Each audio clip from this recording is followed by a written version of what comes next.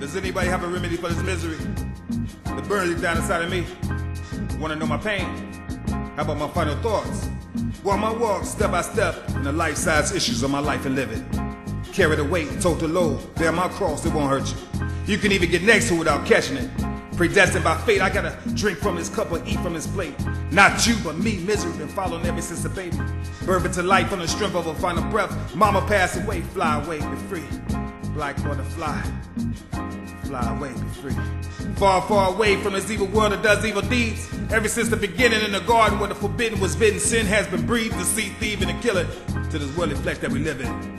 Never could I stand when the holidays came. My brother and sister would deceitfully blame me for mama's absence from the dinner table. If daddy didn't make it any better, you can best believe when he took a sips at 3, he'd be inebriated by 7. Carrying on with that old drunken sad song shit. How your mama should erase her pregnancy from the very beginning when she do give a birth to you could be fatal. Those are the harsh and mean words that could kill the dreams of a dreamer. Or far worse, be detrimental to the mental of a young male nigga growing up in the ghetto. But that's okay, daddy took his life a few months back. He drank himself to death on account of me abbreviating his marriage. You see, he found a remedy to his misery at the bottom of many whiskey bottles, while at the same time restlessly wrestling with the memories, the misery, my dearly parted mama. But drinking only solved his problems, alleviated his demons temporarily. But death is permanent, maybe now he'll rest in peace. So you tell me, does anybody have a remedy for this misery that burns it down inside of me? If you do, reach me and teach me, but if you don't, can I continue? I went to visit my brother not too long ago.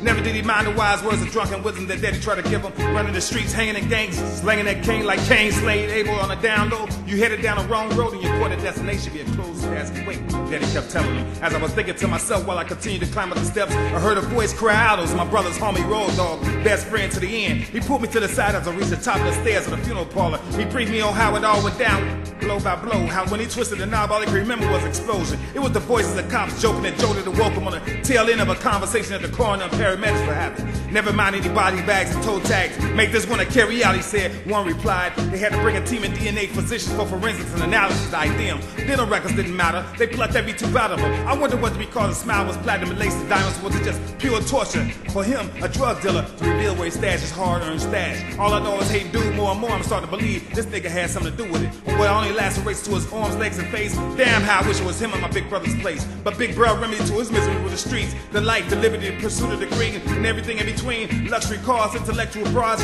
flashy things in the traveling scene was far from the misery that he grew up in. But little did he know the streets are breeding greed and envy among his peeps, and they play for keeps. He should have known better. The game trusts no one. Obviously he didn't. Maybe that's why he's gone down. But there's two things I must admit about his newfound family. The streets. First of all, they was a strange, dysfunctional bunch. And two, they sent him off in style.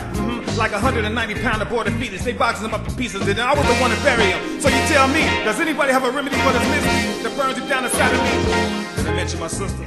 Okay, maybe at the beginning, but they found her body in the basement of an abandoned building. Damn near mutilated, gang raped, hands tied, bound and gagged. And the only evidence they had was bullet fragments used to be her brains. It's a damn shame. The story should have made front page, but it didn't. They said it was too candid and graphic. News reported the only ink she got was date of birth and death and her name, Olivia Allen, a very small section of obituary column.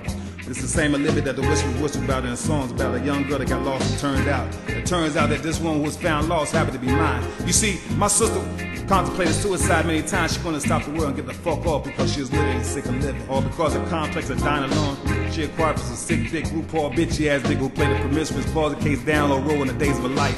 Trifling. This nigga stole the preteeny adolescent years right from beneath, and I still can't believe it to this very day that she'll run away to the first open arms to show her any kind of love and concern, all because back at home, daddy only loves us from a distance.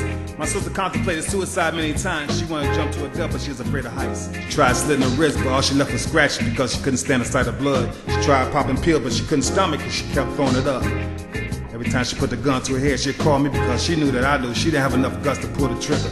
So once again, I talk her out of it instead. So she figured like this: out of all the ballers, the gangbangers, the thugs, the riffraffs, the drug dealers that she done fucked with, one of them would get the wind of what she was up to, and they'd do it instead. You see, my sister was a cutie pie. She showed no signs, no symptoms. But once the results were in, one day, one came and one killed her. Everything that worked according to her plans, instantaneous death and no more pain. Needless to say, her death was pretty much fuck related. So you tell me, does anybody have a remedy for this misery that burns deep down inside of me. Now I heard death come in threes, but never have I heard of 4 in 1 year. Here I am, lying on the surgical gurney, surfing a flat line. My mind racing the world that spins on the axis of flashbacks. Looking back on how things were, and I wish it wasn't.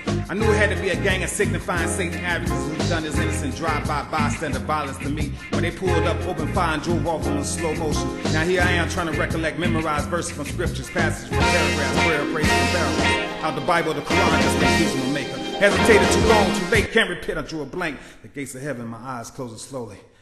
I'm gone, I'll be damned. I just should have chose Jesus, the remedy.